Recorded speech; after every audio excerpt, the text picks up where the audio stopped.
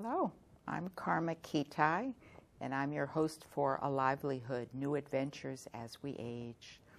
And today I'm going to introduce you to Lani Peterson. And Lani has been a psychologist, specializing in working with around parenting and family issues. And she's going to tell us about how she's become a storyteller and a performer. So welcome, Lani. Thank you. I'm so delighted to be here with you. Yeah, I'm very happy to have you here. So you've been telling me, and I've heard also from our mutual friend, that you have started to become a storyteller, and there's an interesting story about how that all happened, huh? It's been a long professional unfolding that's had twists and turns that have delighted and surprised me. And I often tell people, if someone had asked me in college, what do you want to do when you're done, I never could have imagined where I would be now. And I think that's part of the fun of the journey. Huh. When I was in college, I was sure I was going to be a teacher. And I started out in a teaching job in a private school because I didn't have the training. But what I found was very quickly on, I was having trouble getting around to the curriculum. I spent more time just sitting down with the kids talking about what was going on in their lives and what interested them and what concerned them. So pretty early on, I realized that maybe I should remove myself from the teaching world and re-enter my work with children and families as a psychologist. So I went on in training and worked for a few years in a hospital setting at New England Memorial Hospital up in Stoneham, working with... This is outside of Boston. Outside of Boston, working both inpatient and outpatient, again with children and families. And then was an expert on children and families, even though I'd had none of my own. I certainly had a family, but no children. And then I started to bring children into my life and adopted a first child, had 2 birth children, adopted another child, all within the course of 5 years, which led me to catch my breath and reassess the work I was doing and realize I needed to take a step back. First of all, to be present for my family, but second of all, to think, is this the work that is right for me? Am I the best in this situation? I actually took a parenting course, which was quite disturbing to my own parents, who had supported me more emotionally than anything through graduate school, and now they were hearing me say how much I had learned in this free community workshop on parenting. But that launched me actually in a new direction of lecturing.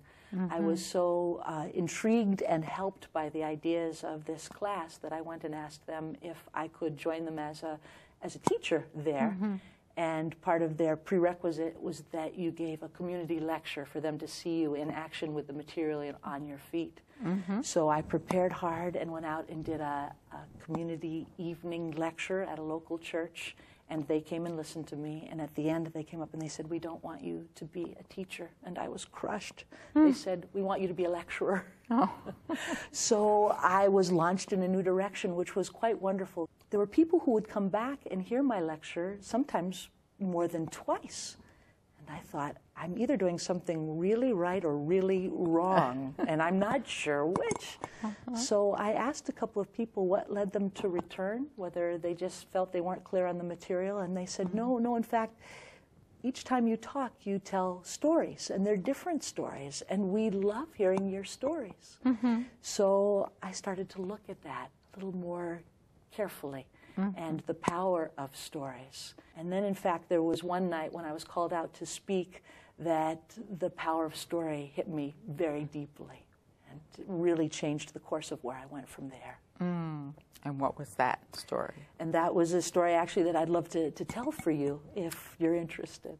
Okay, well, let's listen to that. When I walked into the auditorium, there was 300 people waiting to hear me as the expert on children and self-esteem. Well, I'd done my homework. I'd read a few books and prepared, and I thought, just give the speech and get through it, and then we can all go home. So I followed my cue cards, and I gave my deep wisdom on how you give children self-esteem. And things went so well, I made a major mistake. I opened up the audience to questions. Well, the first few came through, and I managed them okay. Like, how many hours of homework should my child be doing at night? 4, 5, 6? Or how many extracurricular activities should I involve them in to ensure that they go to Harvard? One by one, we worked down the questions, and I thought, let's go home just one more. Yes, you, I said. And there was a woman in the very last row who stood up, and I realized in that moment she was not like anyone else in the room. She spoke with a very thick accent. She was dressed in a gown of bright colors, her dark hair pulled into a bun in the back of her head, and a single red dot in the middle of her forehead. And she began, "My name is Indira. I have come to your country from India after the death of my husband. I teach here at the university, but I came here for the hope that I might give my son a better life. But the children here have not been kind to him. They say that he talks funny, that he dresses funny. Some even say that he smells funny, and each night before he goes to sleep, he cries himself in my arms saying, 'Mama, let's go home.' And I wonder now if in trying to give him a better life, perhaps I have hurt him instead.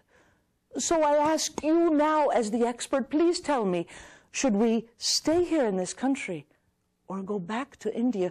Which is better for his self-esteem?" Who am I? Who am I, even with my background and training, to begin to answer this woman's question? So what did you get from that experience, do you think? Well, the experience of then sharing it in that way as part of a moment in someone else's life, I realized or started to get that there's something more to story than I knew. I had seen it as more of an entertaining thing, but I began to look for it and realized that it was all around me and I hadn't been paying attention. Shortly thereafter, I was also reading Thomas More's Care of the Soul, and he talked about pathways to the soul, and he mentioned silence, which is meditation or prayer, song, dance, and story. And I thought story is a pathway to the soul. So then I started really doing a deeper dive into understanding it and realized that there were books that were starting to be written about story as a healing art. And I thought, I want to learn more about this. And that's really what you do a lot in your storytelling now, huh? That has become my passion and my mission, and I feel that it's an area that can hold me for the rest of my life just because of its complexity in understanding and its power of the way it allows me to interact with others. About 8 years ago, I was performing and trying to teach about the art of storytelling, and I was invited by City Mission Society to come in and work in Boston here with a group of recently released prisoners and help them tell their story. So they had contracted me very much for the skill and technique of storytelling, that these gentlemen might become comfortable with their story and use it in interview situations for housing or for jobs. But what I realized in the work that I was doing with them was the transformative aspect of really looking at your story and looking at the ways that its own journey, where people have been stuck, what have been the challenges, who am I now compared to who I used to be, who do I want to be, and how am I going to bring my story forward to get there. And I realized that that experience was transformative not only for them, but for me. And I wanted to understand and learn more. So I know that most of the work that you do is with adults, but you've also done some work with children, right? I love children and being with children. In fact, I have 4 children of my own, as I said, which is part of how I even entered this journey. With children, I have worked, first of all, just performing, which is always a privilege and a joy, and have performed both traditional tales as well as my personal stories. But the deeper work that I enjoy doing is going into schools and helping children find their stories. Well, thank you for this wonderful treat. It was a delight to meet you and to hear your story. Thank you. Thank you for inviting me, and it was a pleasure. Welcome.